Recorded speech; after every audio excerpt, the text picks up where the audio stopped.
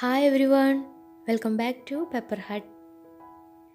ഇന്നത്തെ റെസിപ്പി ഒരു കുഴിമന്തിയുടേതാണ്. കുഴിയൊന്നുമില്ലാതെ നമുക്ക് വീട്ടിൽ എളുപ്പത്തിൽ എങ്ങനെ കുഴിമന്തി ഉണ്ടാക്കുക എന്നുള്ളതാണ് ഇന്ന് കാണിക്കുന്നത്.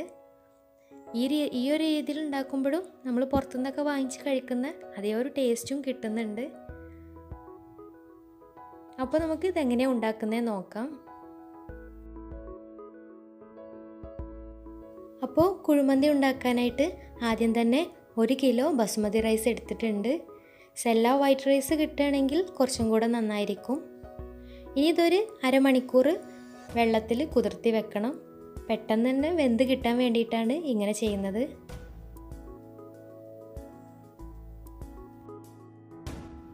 ഇനി വേണ്ടത് ചിക്കനാണ്.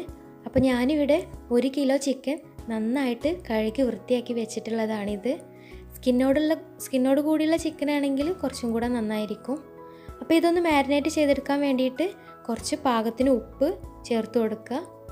ശേഷം അതിലേക്ക് 1.5 ടേബിൾ സ്പൂൺ കാശ്മീരി ചില്ലി പൗഡറും കൂടെ ചേർത്ത് കൊടുക്കുക. ഇത് ചേർക്കുന്നത് നല്ലൊരു കളർ കിട്ടാൻ വേണ്ടിയിട്ടാണ്. നമ്മൾ വേറെ ഫുഡ് കളറൊന്നും ചേർക്കുന്നില്ല. ഇതിലേക്ക് 3 ടീസ്പൂൺ മന്തി മസാല ചേർത്ത് കൊടുക്കുക. ഇത് വീട്ടിൽ തന്നെ പൊടിച്ചെടുത്തതാണ്. പുറത്തുനിന്ന് റെഡിമെയ്ഡായിട്ടും വാങ്ങിക്കാൻ കിട്ടും. പിന്നെ ഒരു മാഗി ക്യൂബ് കൈകൊണ്ട് നന്നായിട്ട് പൊടിച്ച് ഇതിലേക്ക് ചേർത്ത് കൊടുക്കുക.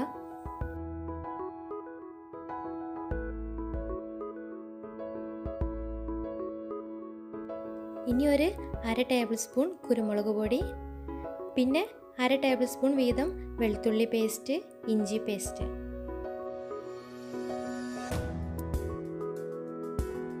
ഇവയെല്ലാം നന്നായിട്ടൊന്ന് മിക്സ് ചെയ്ത് മാറ്റി വെക്കാം.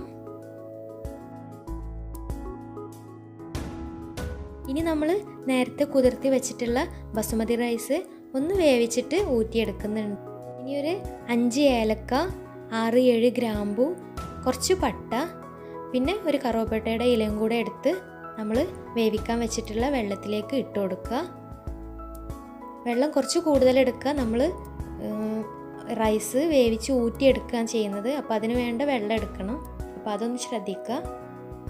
ഇതിലേക്ക് പാകത്തിന് ഉപ്പും കൂടെ ചേർത്ത് കൊടുക്കുക. ഉപ്പിട്ടതിന് ശേഷം വെള്ളം ഒന്ന് ടേസ്റ്റ് ചെയ്ത് നോക്കുക. ഉപ്പൊക്കെ കറക്റ്റ് ആണോ എന്ന് നോക്കുക കേട്ടോ.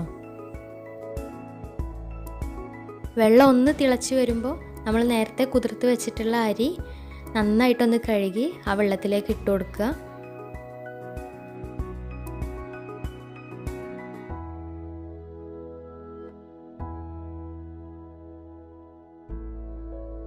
പിന്നെ വെന്തതിന് ശേഷം ഊറ്റി വെക്കുക.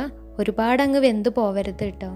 ചോറ് വെന്ത് വരുന്ന സമയം കൊണ്ട് അടുപ്പിൽ ഒരു കുക്കർ വെച്ചിട്ട് അതിലേക്ക് 2 table spoon 2-3 table spoon oil ഒഴിച്ച് കൊടുക്കുന്നുണ്ട്. സൺഫ്ലവർ ഓയിലാണ് എടുത്തിട്ടുള്ളത്. ഇതിലേക്ക് ആകെ വേണ്ടത് 1 കപ്പ് ഓയിലാണ്. അതിൽ നിന്ന് ഒരു 3 ടേബിൾ സ്പൂൺ ഒഴിച്ച് കൊടുത്തിട്ടുണ്ട്. ഇനി അതിലേക്ക് ഒരു 8-9 ഏലക്കായ, ഒരു 7-8 ഗ്രാമ്പൂ ഇട്ട് കൊടുക്കുന്നുണ്ട്. പിന്നെ ഒരു 2 പട്ട, 1 ടീസ്പൂൺ ജീരകവും അതും കൂടെ ചേർത്തിട്ട് ചെറുതായി ഒന്ന് ഫ്രൈ ചെയ്തെടുക്കുക. ഇനി ഇതിലേക്ക് 2 മീഡിയം സൈസിലുള്ള സവാള അരിഞ്ഞതും കൂടെ ഇട്ട് കൊടുക്കുക. പിന്നെ 2 പച്ചമുളക് മുറിക്കൊന്നും ചെയ്യാതെ അങ്ങനെ തന്നെയാണ് ഇട്ട് കൊടുക്കുന്നത്. നന്നായിട്ടൊന്ന് ഇളക്കി കൊടുക്കണം. ഇനി ഇതിലേക്ക് 1 ടേബിൾ സ്പൂൺ പച്ചമല്ലി ഇട്ട് കൊടുക്കുക. ഇത് ശരിക്ക് സവാള ചേർക്കുന്നതിൻ്റെ മുമ്പാണ് ചേർക്കേണ്ടത്. ആ സമയത്ത് മറന്നു പോയതാണ്. അപ്പോൾ നിങ്ങൾ ചെയ്യുമ്പോൾ ഏലക്കായ ഗ്രാമ്പൂ ഇട്ട സമയത്ത് ചേർത്ത് കൊടുക്കുക. അപ്പോൾ അത് ശ്രദ്ധിക്കുക. ഇനി ഇതിലേക്ക് 2 ഉണക്കനാരങ്ങ ചേർത്ത് കൊടുക്കുക. പിന്നെ 1/2 ടേബിൾ സ്പൂൺ വീതം ഇഞ്ചി പേസ്റ്റ്, വെളുത്തുള്ളി പേസ്റ്റ് ഇവ ചേർത്ത് ഒന്ന് മിക്സ് ചെയ്ത് കൊടുക്കുക. ഇനി ഇതിലേക്ക് 1 ടേബിൾ സ്പൂൺ കുരുമുളക് ഇട്ട് കൊടുക്കുക. പിന്നെ സവാള നന്നായിട്ട് വാടി വന്നതിന് ശേഷം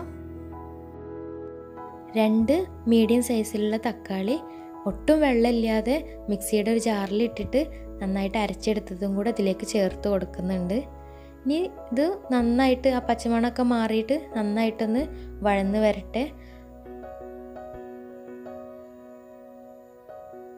ആ സമയത്ത് ഒരു 3 ടീസ്പൂൺ മന്തി മസാല കൂടെ ഇതിലേക്ക് ചേർത്ത് കൊടുക്കുന്നുണ്ട്.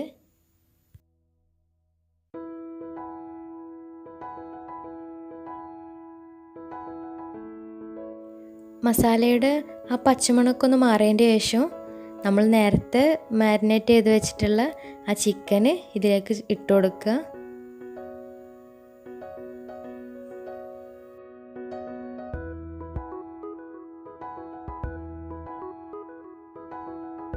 ശേഷം ആ കൂട്ടും ചിക്കനും കൂടെ നന്നായിട്ടൊന്ന് യോജിപ്പിച്ച് കൊടുക്കുക.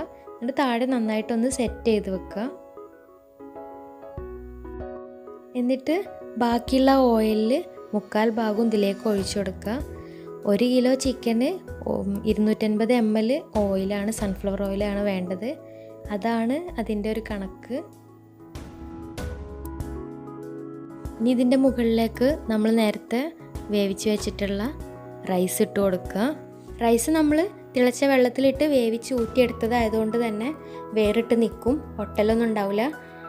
ഒരുപാടങ്ങ് വെന്ത് പോവരുത്, വെന്ത് പോയിട്ടുണ്ടെങ്കിൽ ഒട്ടലുണ്ടാവും. അപ്പോൾ അതൊന്ന് ശ്രദ്ധിക്കുക. കുക്കറിൽ റൈസ് സെറ്റ് ചെയ്ത് വെക്കുമ്പോൾ മുകളിൽ കുറച്ച് സ്പേസ് ഇടണം. ഇനി ഇതിൽ കൊള്ളുന്നില്ല എങ്കിൽ 2 കുക്കറിലായിട്ടും സെറ്റ് ചെയ്യുക. അല്ലെങ്കിൽ നല്ല അടപ്പുള്ള ചെമ്പുണ്ടെങ്കിൽ അതിൽ സെറ്റ് ചെയ്താലും മതി. ഇനി ബാക്കിയുള്ള ഓയിൽ അതിൻ്റെ മുകളിലേക്ക് ഒഴിച്ചു കൊടുക്കുക. മന്തി ആയതുകൊണ്ട് തന്നെ പുകയുടെ ഒരു സ്മെല്ലും ടേസ്റ്റും കിട്ടാൻ വേണ്ടിയിട്ട് ഒരു പാത്രത്തിൽ കുറച്ച് ചാർക്കോൾ നന്നായിട്ടൊന്ന് ചൂടാക്കി ഇട്ട് കൊടുക്കുക. അതിൻ്റെ മുകളിലേക്ക് 1 ടേബിൾ സ്പൂൺ ഓയിലും കൂടെ ഒഴിച്ചു കൊടുക്കുക. ഓയിൽ ഒഴിക്കുന്ന സമയത്ത് നന്നായിട്ട് പുകഞ്ഞു വരും. അപ്പോൾ ആ പുക പോകുന്നതിൻ്റെ മുമ്പ് തന്നെ കുക്കറിൻ്റെ വിസിൽ ഊരിയിട്ട് അടച്ചു വെക്കുക. ഇനി അത് ഒരു ലോ ടു മീഡിയം ഫ്ലെയിമിൽ മുകളിലൂടെ ആവി വരുന്ന വരെ ഒന്ന് വേവിച്ചെടുക്കുക. ആവിയൊക്കെ വന്നതിന് ശേഷം കുക്കർ തുറന്ന് നോക്കുകയാണ്. ഇനി ചാർക്കോൾ ഇട്ട പാത്രം ആദ്യം മാറ്റി വെക്കുക. ഇനി നമുക്ക് റൈസ് വേറൊരു പാത്രത്തിലേക്ക് മാറ്റാം.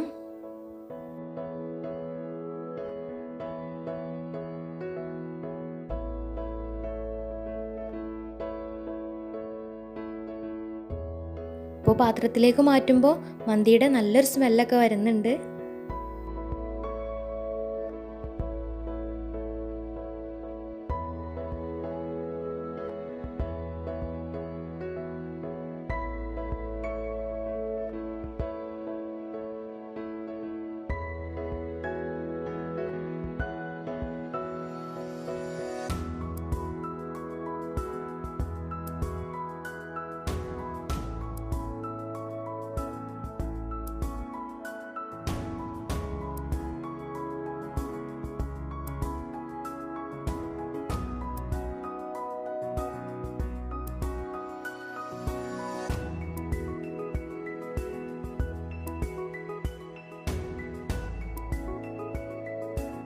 അപ്പോൾ നമ്മുടെ കുഴിമന്തി റെഡി ആയിട്ടുണ്ട്.